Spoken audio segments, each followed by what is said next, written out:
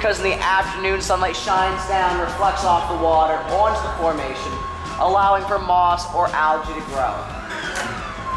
Take a look up here. We have our largest stalagmite in the cave. It's around 13 feet tall. Looks like the Statue of Liberty. It actually does. You know, it's the Statue of Liberty. You might see a chicken sitting on a pole. Or metal figures.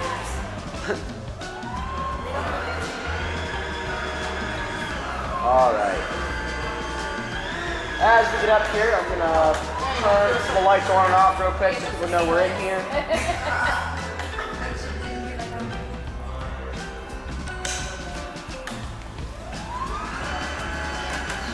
You're gonna hear a splashing sound towards me. There's a muskrat in the cave. Maybe a beaver? I'm not sure. Something swimming around. Scientists estimate the cave's around 3 to 5 million years old. They say it started out completely full of water. Eventually the water levels dropped and oxygen entered the cave. When the oxygen entered, it created currents in the water, and those currents would carve out everything you see around you. Take a look over here at this wall. We have all the different colors we're gonna see throughout the cave today. That gray stuff right there is the rock that makes up the entire cave. It's called limestone. Next to that, we have that orange stuff right there. That is rust from the iron inside of the limestone. Next to that, we have that white stuff. That is calcite, a mineral found in limestone. And right up here, we have that green stuff. That is moss or algae. It grows in here from the lights being on. Take a look to the ceiling. We have these formations that hang down. These formations are called stalactites. When they grow from the ground up, like our Statue of Liberty over here, these smaller ones, they're called stalagmites. And when they grow together, they create a formation called a column. Now, a good way to remember the names of the formations: stalactites, they hang tight to the ceiling. Stalagmites, they might reach the top someday. And columns, well, that's just what we call them. These formations are able to grow as water goes through the ground and collects a bunch of minerals. Eventually the water reaches the cave and those minerals bond together, creating the formations that you see. They grow the width of a piece of paper every year. It takes about 400 to 500 years for them to grow about an inch. It's a really long time. Now if you touch the formations, that layer of oil on your skin rubs off on them, preventing the two sets of minerals from being able to bond, stopping the formation from growing completely.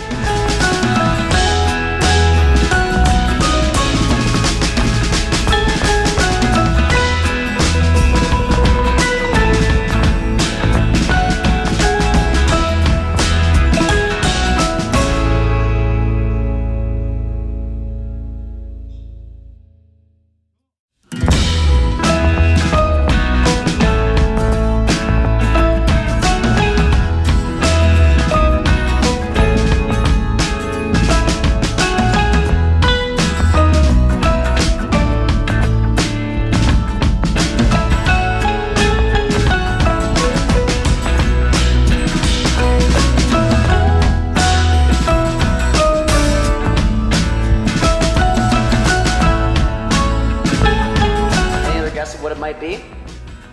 What's your guess? Probably something like yellow algae. Oh, bat pea? Nope, it's actually pyrite. Someone said it back there. Pyrite's also known as fool's gold. Now, if you cannot see it too well right here, you might be able to see it better down here. If you still can't see it that well, though, and you want to get a closer look, you're in luck. We sell it up in the gift shop.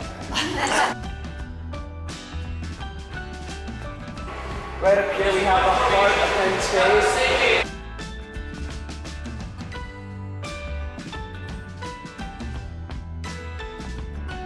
Deepest part of the cave will be about 100 feet underground. That might sound frightening. It actually means we're a lot safer right here than anywhere else. Imagine as 100 foot of solid limestone protecting you from whatever's above. Any guesses what's above us? Any guesses? Bison. Exactly. You guys in the wildlife tour before this? Yeah. I had no idea that was right. That was a very lucky guess. We're right near the bison pasture, so if you get dripped on right here, you're not so lucky, you know where it's coming from. Oh, you didn't like that. This is the wildlife. And I see something moving. Slowly. What if it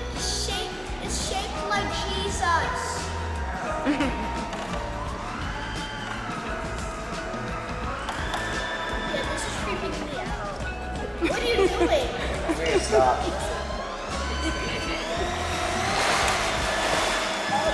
There it goes. Alright. You guys ready for me to turn off the lights?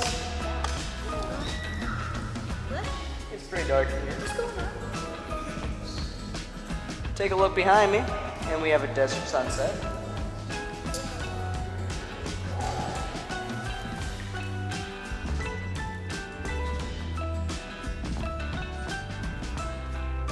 After the desert sunset, we are under the sea.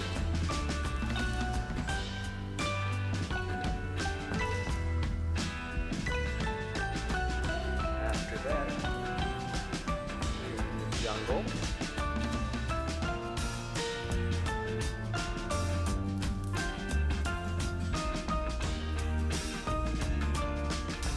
And finally, we have a rainbow.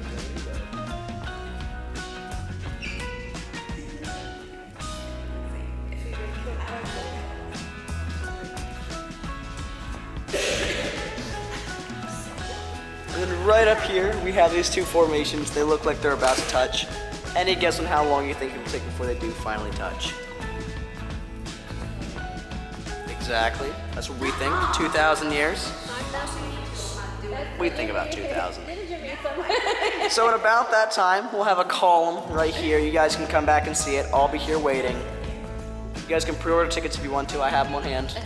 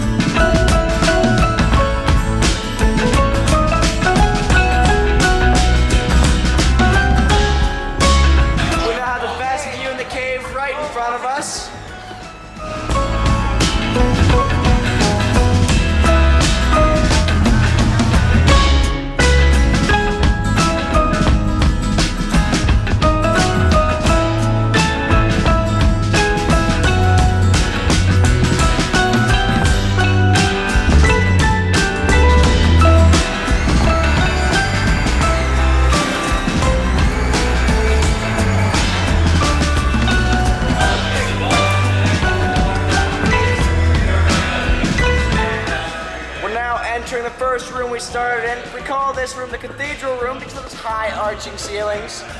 We've had a few marriages in here. We brought them in by boat. We don't want to make anyone walk, but we didn't want anyone getting cold feet.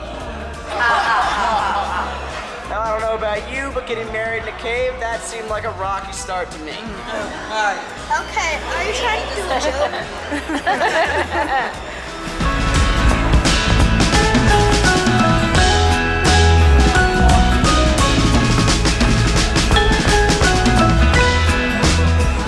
Dove wings up here on the ceiling. Where's the bacon at? If you look back to the statue Statue of Liberty, it now looks like the Leaning Tower of Pisa.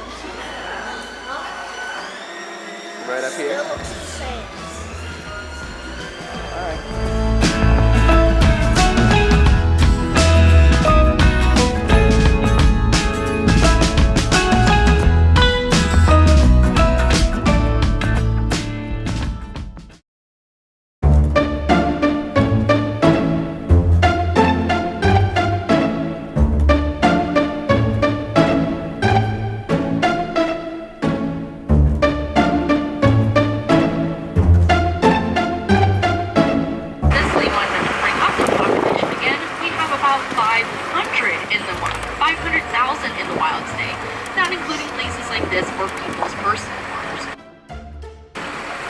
Coming up on your right, you'll see a very white-faced deer. Her name is Wonder. I'll stop here just for a quick second so the folks on my side can stand up and get a good look at it.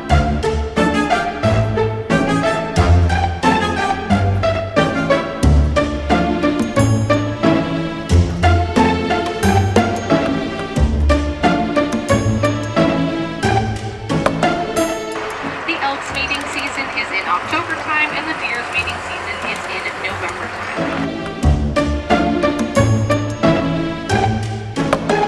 For animals. This is Cheddar Bob here, and up on top of the hill, also coming towards us, that's Dusty. These are our longhorns. As the name suggests, they have extremely long horns, and quite honestly, they don't know what to do with them. Alright, ladies and gentlemen, at least Zara's gonna come up and say hi to us. Hi, Zara. I'm gonna kind of stand in the middle so I'm not crunching on the leaves here.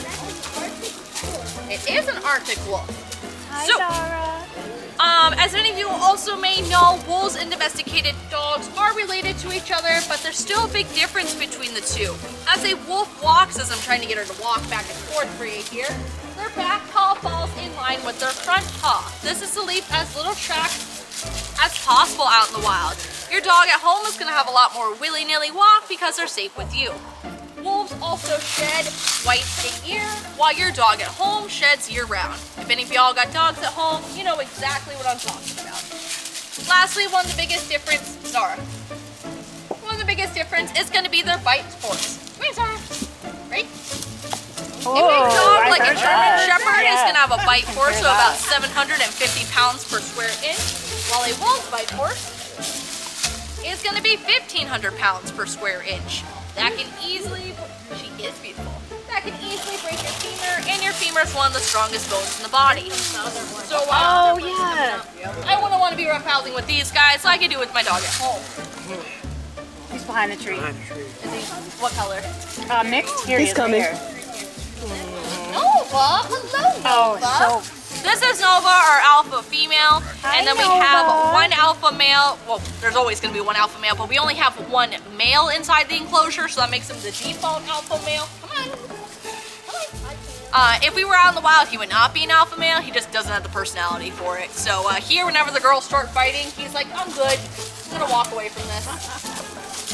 Nova's a little bit more shy, so I don't know if she's going to fully come up to the fence here. Now, all of our wolves are about 3 years old. You're looking at here, this is known as a silver fox. This is just a more melastic form of the red fox, meaning it has darker fur and darker skin. Tracy? Yeah. All the furs. Yeah. Good boy. Good boy. Now, these guys are growing in their winter coat, and that winter coat definitely makes them look a lot bigger than they actually are. Even crazier is that mother black bears give birth while they are asleep. The cubs are pretty tinky tiny. They can have anywhere from 1 to 4 at a time. They'll stick around with mom for 2 years. After 2 years, mom kicks them out and says good luck to adulthood. Like a big version of a cat. It looks like a house kitty cat. That's what I said, a big version so fuzzy. of a house cat. The tail a little shorter than a bobcat. Oh, bobcat. Okay. Mistaken for their northern cousin, the lynx. The lynx is going to be slightly larger, fluffier, bigger paws, and longer ear tufts. Now these guys have a form of camouflage called counter shading, so they got that darker back and a lighter stomach. When they're up in a tree and a prey animal looks down at them, that dark speckled back is going to look like the forest floor. And when a prey animal looks up top of them, that light-colored stomach is going to look like light coming down from the trees. Now these guys aren't that fast or more of an ambush predator. They'll typically go after like rabbits, groundhogs, squirrels, turkeys, stuff like that.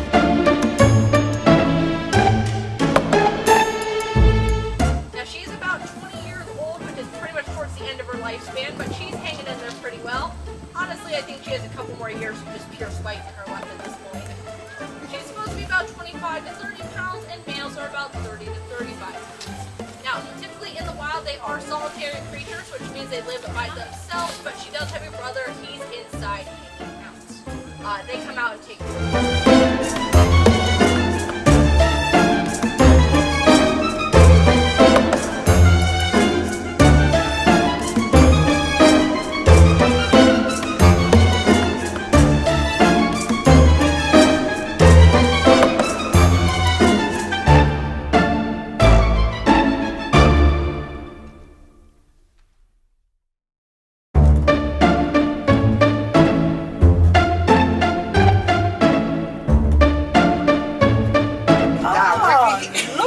Yes, that you too. You must look tasty.